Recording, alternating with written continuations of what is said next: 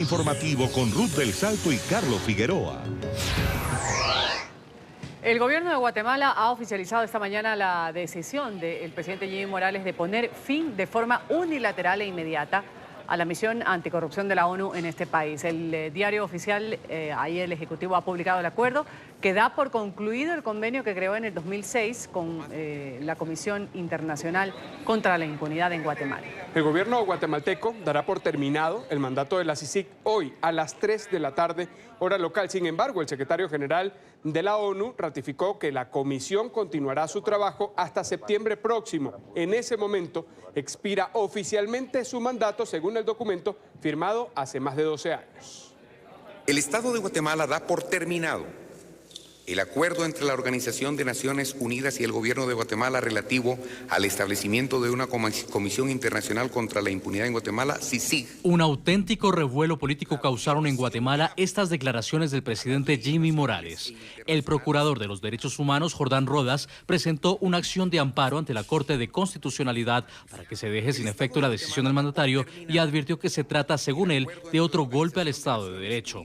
No dio ningún fundamento legal, incumple todo lo establecido en materia de relaciones internacionales. Recuérdense que el acuerdo que dio vida a la CICIG es en materia de derechos humanos y vemos con preocupación cómo parece más un mecanismo de autoprotección a él y a su grupo. Partidos políticos han presentado recursos similares para exigir además que el presidente Morales sea destituido. Debido a la desobediencia flagrante y también para que la Corte de Constitucionalidad certifique lo conducente por el delito de violación a la Constitución.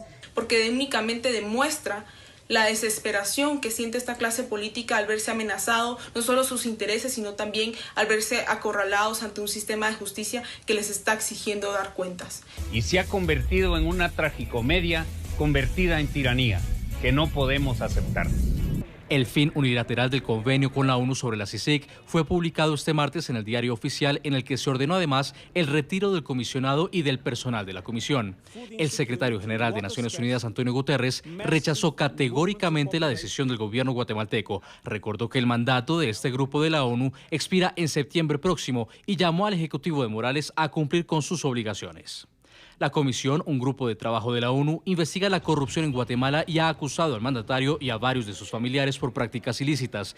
En la conferencia de prensa de este lunes, Jimmy Morales también ordenó denunciar a la CICIG y a la Secretaría General de la ONU. Por la violación grave a las leyes nacionales e internacionales sin responsabilidad para el Estado de Guatemala. Vamos ahora a hablar del fiscal general de Perú, Pedro Chávarri, que ha presentado su carta de renuncia. La semana pasada, el presidente Martín Vizcarra había entregado al Congreso un proyecto para declarar en emergencia el Ministerio Público, esto luego de la crisis generada por la decisión que tomó Chávarri de destituir a los fiscales encargados del caso Odebrecht en Lima. Tras 9 días de tormenta política, Pedro Chávarri dejó el cargo de fiscal general de la Nación. Esta es la carta que fue presentada ante la Junta de Fiscales Supremos.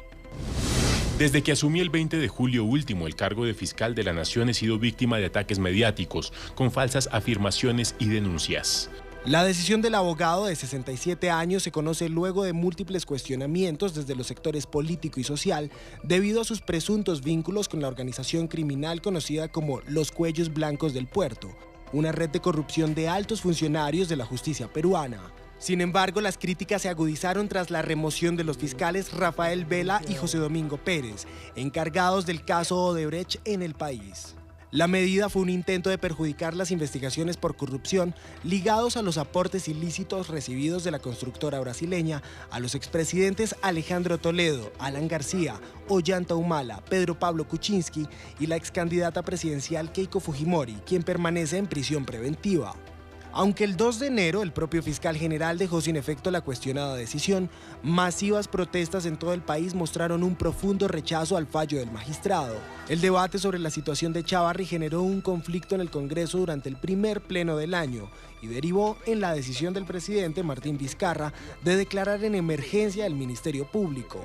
La presión de todos los sectores políticos, con excepción del aprismo y el fujimorismo, sumado a la indignación popular, desencadenaron la caída de Chávarri. Quien ocuparía su cargo sería la fiscal suprema Zoraida Ábalos, que se desempeña en el Ministerio Público desde hace 37 años.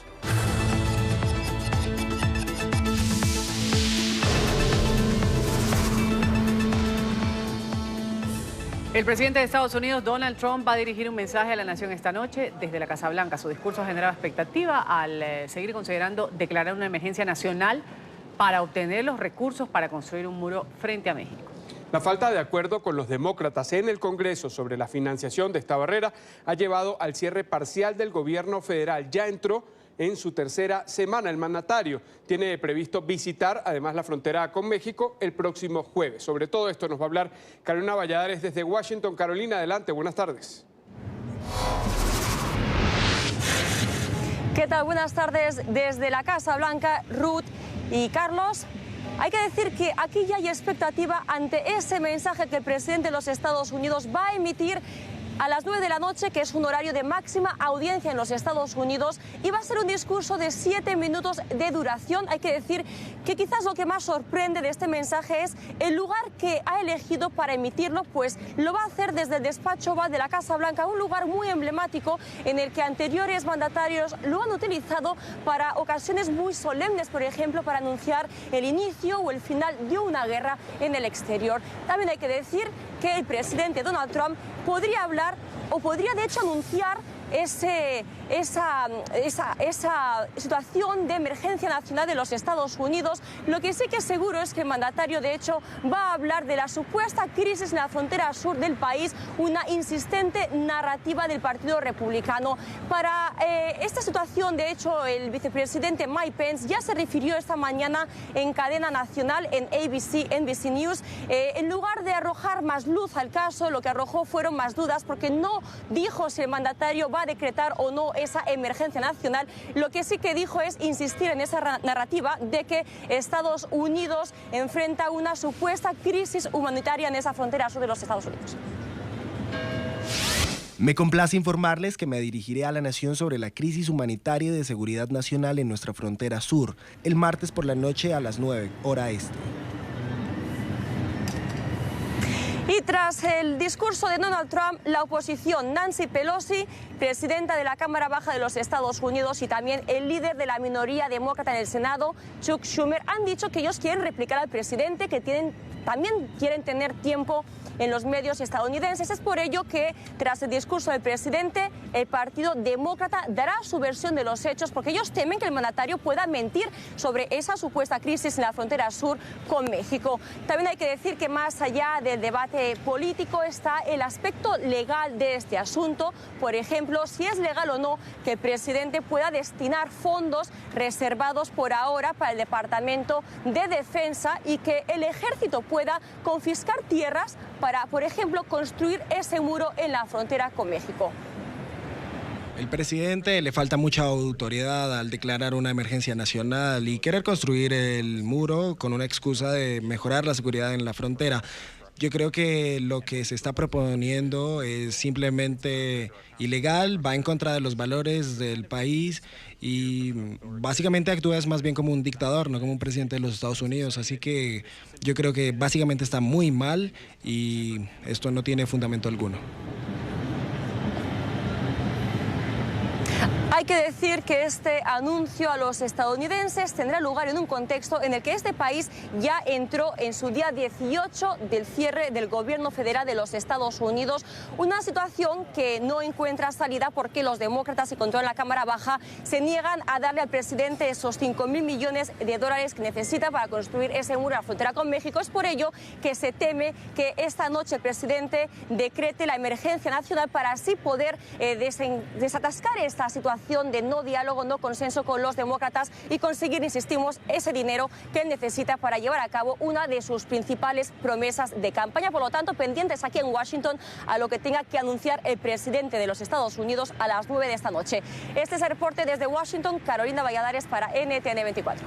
Gracias, Carolina. Vamos a estar transmitiendo, por supuesto, a través de la señal de NTN 24 estas declaraciones que va a dar de 7 minutos el mandatario estadounidense. Vamos a revisar inmediatamente qué es esto de la emergencia nacional. Por lo general, la declaratoria de un estado de emergencia nacional se ordena cuando un país se enfrenta a una situación de perturbación de la paz o del orden interno de un estado. Se puede dictar en caso de catástrofes, de brote de enfermedades contagiosas, graves circunstancias políticas y civiles que impidan el normal desarrollo de la vida cotidiana. En el caso de Estados Unidos, un presidente puede declarar que el país se encuentra en estado de emergencia nacional a su discreción. La declaración le confiere un conjunto de autoridades ejecutivas especiales que están diseñadas para otorgarle el poder de manejar efectivamente las emergencias, como por ejemplo el estallido de una guerra. Si efectivamente Donald Trump firma la declaratoria, el mandatario podría pasar por encima del Congreso, que es la institución que maneja el presupuesto federal. Según expertos, la idea del equipo legal de la Casa Blanca sería que la administración use dinero del Departamento de Defensa que no haya sido asignado previamente para así lograr la construcción del polémico muro. Entonces, la ley federal, ¿qué es lo que permite? Que los militares financien proyectos de construcción durante la guerra o emergencias. Las declaraciones de emergencia nacionales justamente se han utilizado anteriormente para construir instalaciones en Afganistán e Irak. Sin embargo, Trump podría enfrentarse a los altos tribunales por esta decisión. En muchas ocasiones, las cortes han impedido que los presidentes usen la figura de un estado de excepción.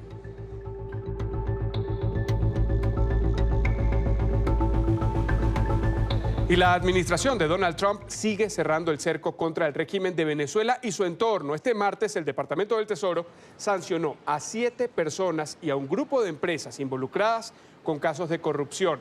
Entre los sancionados se encuentra el empresario venezolano Raúl Gorrín Belisario, quien hace cerca de un mes fue identificado por las autoridades en la Unión Americana como cabeza de una red de lavado de activos. También dentro de la lista de 23 organizaciones destaca la empresa periodística Globovisión, de la cual Gorrín es propietario desde el año 2013. Las sanciones estipulan que ningún ciudadano estadounidense puede hacer negocios con las empresas que están incluidas en esta lista.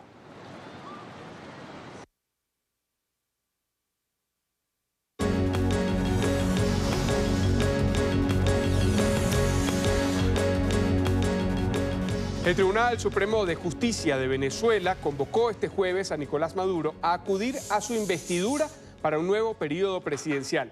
El acto, que tendrá lugar en la sede del TSJ, ha sido cuestionado por gobiernos del mundo que califican de fraudulentos los comicios del 20 de mayo pasado, en los que, según los resultados que publicó el Consejo Nacional Electoral, Maduro fue reelecto.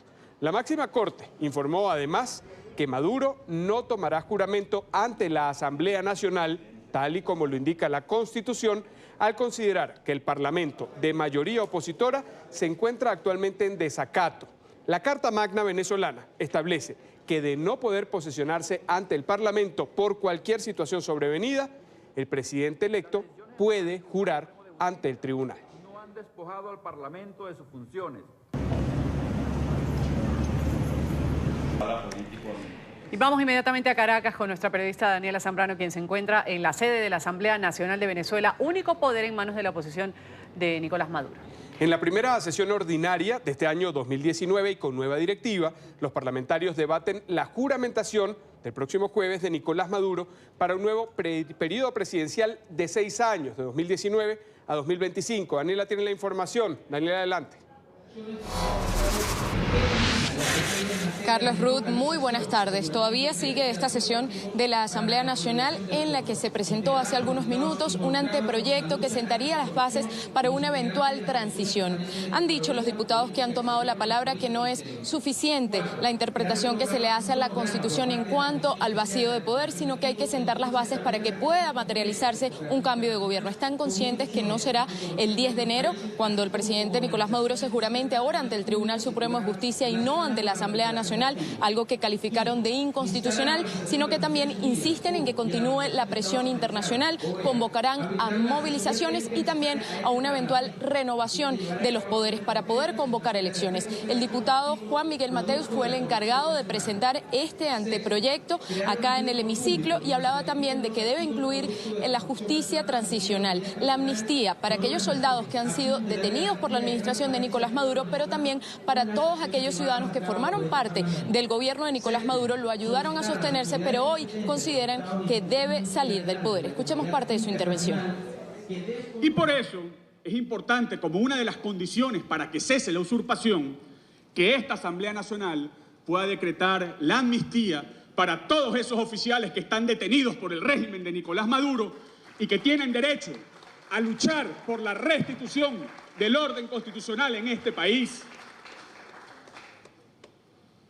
Y esa amnistía, que va dirigida a miembros de la Fuerza Armada Nacional Bolivariana, también tiene como destinatarios a todos los hombres y mujeres del oficialismo que en algún momento dieron su anuencia para sostener a Nicolás Maduro en la usurpación, pero que hoy entienden que es hora de la decencia, que es hora del cambio y que hay que expulsar de Miraflores al usurpador.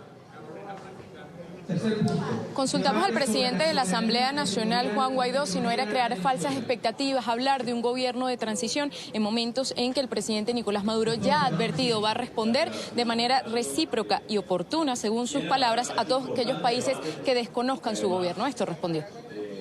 Hemos hablado y tratado de comunicar de la manera más clara posible. Generar falsas expectativas sería decir que mañana hay un nombramiento u otro, o que pasado mañana o que pasado mañana. Estamos hablando precisamente en 3 fases: de reunir la fuerza necesaria, el desprendimiento de la base político-militar del gobierno, el apoyo de la comunidad internacional, el apoyo de todos los sectores del país, el que se termine de desprender el chavismo como lo está haciendo para lograr el cese de la usurpación que lleve a un gobierno de transición y lograr una elección libre. Hay que tener mucha responsabilidad con esto porque son las condiciones políticas del ejercicio político para poder lograr ese elemento.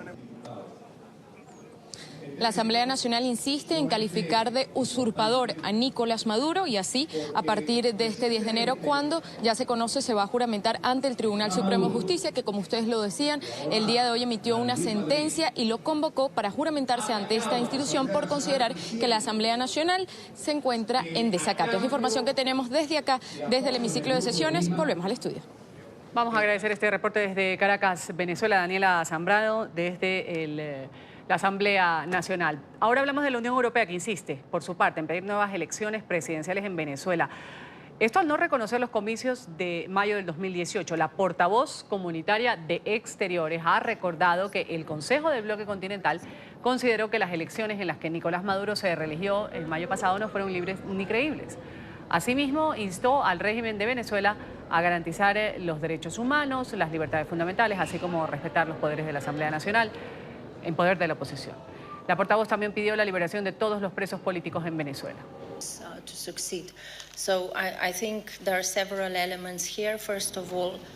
Y días después de que el Grupo de Lima, sin México, afirmara que no va a reconocer un nuevo gobierno de Nicolás Maduro, el gobierno de Colombia anunció duras medidas contra el régimen venezolano. El canciller Carlos Holmes Trujillo ha explicado que entre las decisiones está el no permitir el ingreso a altos funcionarios del régimen de Venezuela a territorio colombiano. Vamos al lugar de la noticia con nuestro periodista en Bogotá, Juan Pablo López. Una tarde buena, Juan Pablo.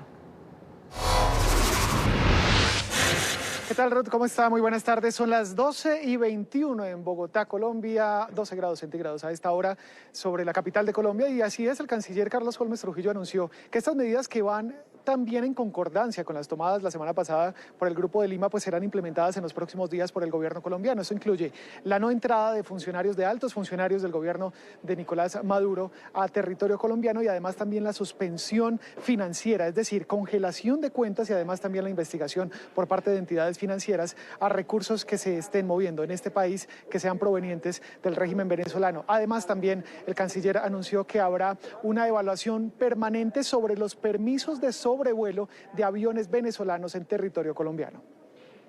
Que los gobiernos que acompañaron la declaración acordaron hacer una evaluación constante del estado o nivel de las relaciones diplomáticas con Venezuela. En segundo lugar, acordaron impedir a los altos funcionarios del régimen venezolano la entrada al territorio de los países del Grupo de Lima. Acordaron también elaborar listas de personas naturales y jurídicas con las que entidades financieras y bancarias de sus países no deberán operar o deberán tener una especial debida diligencia, prevenir su acceso al sistema financiero y, de ser necesario, congelar fondos y otros activos o recursos económicos. De igual manera, acordaron evaluar el otorgamiento de préstamos al régimen en los organismos financieros internacionales y regionales de los que son parte. Acordaron también suspender la cooperación militar con el régimen de Maduro y evaluar los permisos de sobrevuelo de aviones militares venezolanos en casos de asistencia humanitaria. Acordaron asimismo intensificar contactos con países no miembros del Grupo de Lima.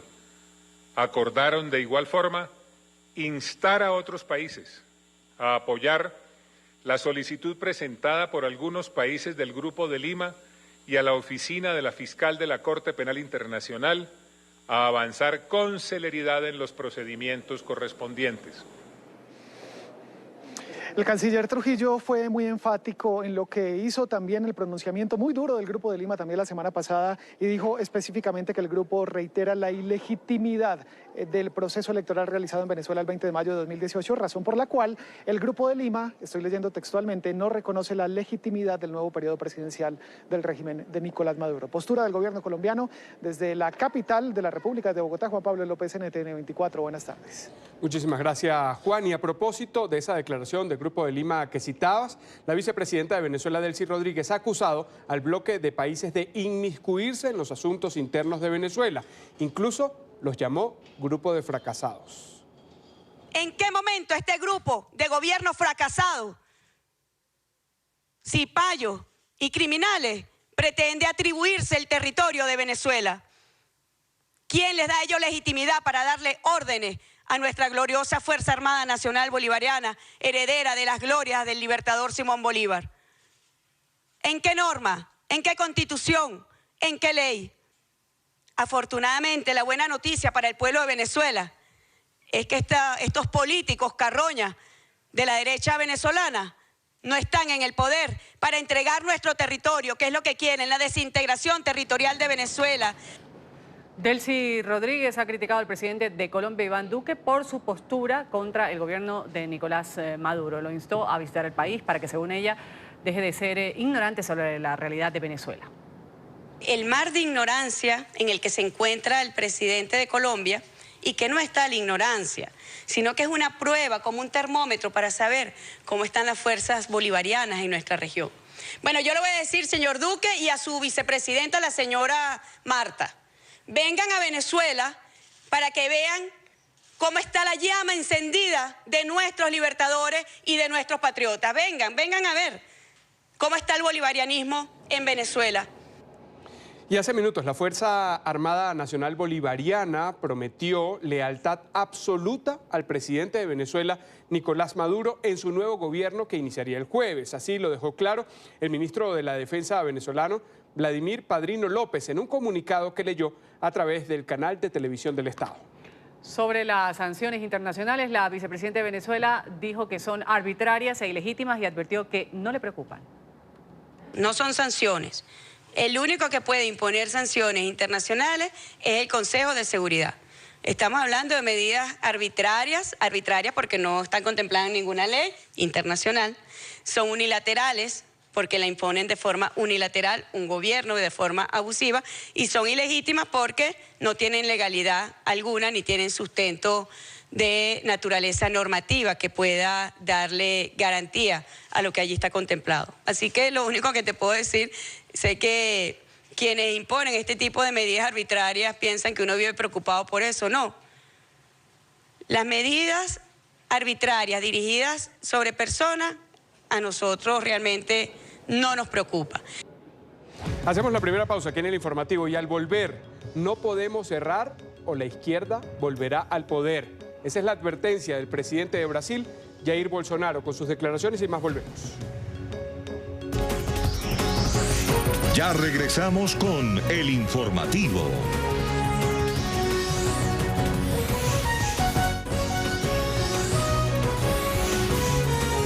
Continuamos con el informativo.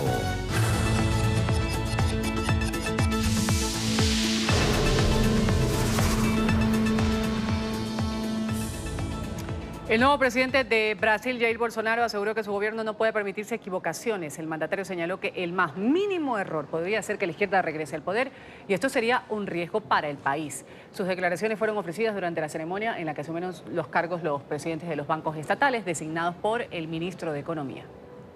Nós não podemos errar. No podemos errar. Si erramos, ¿saben quién puede volver?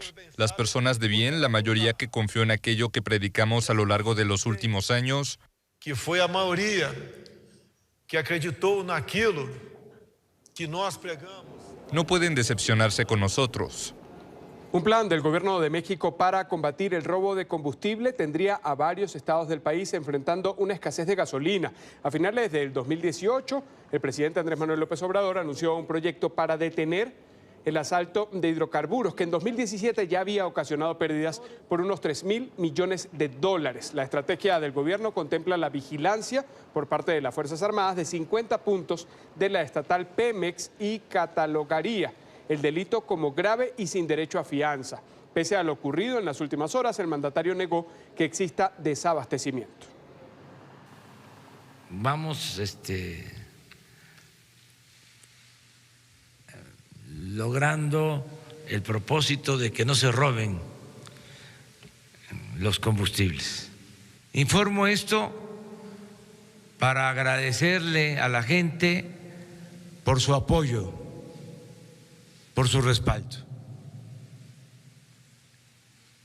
Y sí, han habido molestias en algunos lugares, no ha sido generalizado, pero no ha sido en vano. Si los ciudadanos nos siguen apoyando, nos siguen respaldando, vamos a acabar con la corrupción. Ha sido secuestrado un cabo del ejército en Colombia. El uniformado fue interceptado por hombres en moto cerca de la frontera con Venezuela.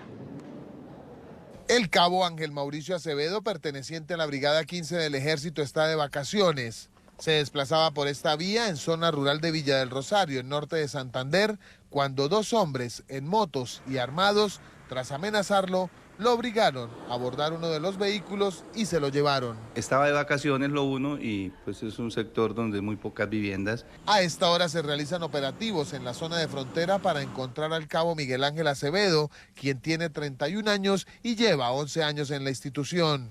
Las autoridades temen que un grupo armado al margen de la ley lo haya sacado del país. Tenemos la presencia del ELN en ese sector, habían unas bandas criminales que ya el ejército las ha ido menguando.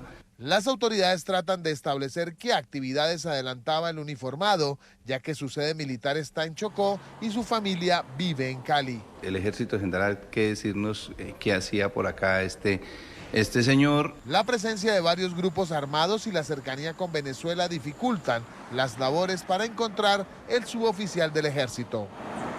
Hacemos una nueva pausa en esta emisión de noticias y cuando regresemos vamos a hablar del ataque que sufrieron varios niños en una escuela de China. Tenemos la historia y mucho más, quédense allí.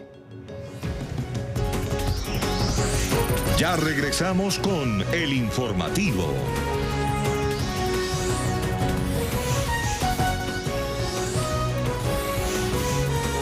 Continuamos con el informativo.